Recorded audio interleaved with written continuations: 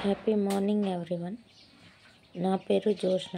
నేను 255 స్ఫూర్తి batch, rule number 26.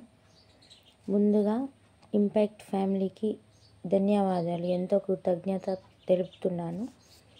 ఎందుకంటే ప్రతిరోజు ప్రతి ఒక గ్రేట్ పర్సనాలిటీని, ఒక గ్రేట్ పర్సన్ని మన ముందుకు వచ్చి వాళ్ళ సమయాన్ని కేటాయించి మనకి ఎన్నో విధాలుగా నేర్పిస్తున్నారు.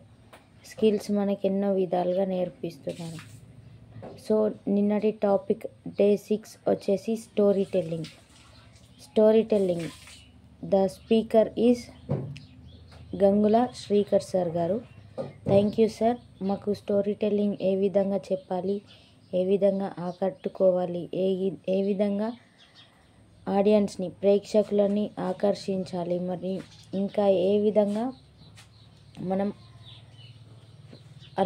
అందరితో అంకిత భావం అంటే మంచి భావంతో చెప్పాలి, అంటే స్టోరీ టెల్లింగ్ ఏ రూపంగా చెప్పాలి, ఏ రూపకంగా చెప్తే ఆకర్షణంగా ఉంటుంది. కథలు చెప్పడం ద్వారా పిల్లలు కథలకి ఎంతో ప్రోత్సాహం, అంటే ఎంతో ఇంట్రెస్ట్ని చూపిస్తారు సార్. కథలతో పిల్లల్ని ఎన్నో రకాలుగా మార్చవచ్చు. కథలు అంటే కొన్ని మన భవిష్యత్తుని రూపొందించే కథలు కూడా ఉంటాయి. కథలు చెప్పడము బోధించడమే కాకుండా కథలని మనం ఫాలో అయితే, అంటే కథలని మనం మన జీవన విధానంలో పెంపొందించుకుంటే మనం భవిష్యత్తులో మంచి స్థాయికి ఎదగగలం. మంచి కథలు ఉంటాయి, ఎన్నో కథలు ఉంటాయి.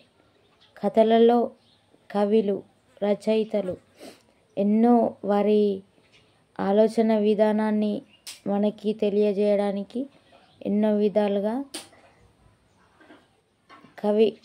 కవితలు, రచనలు రాశారు.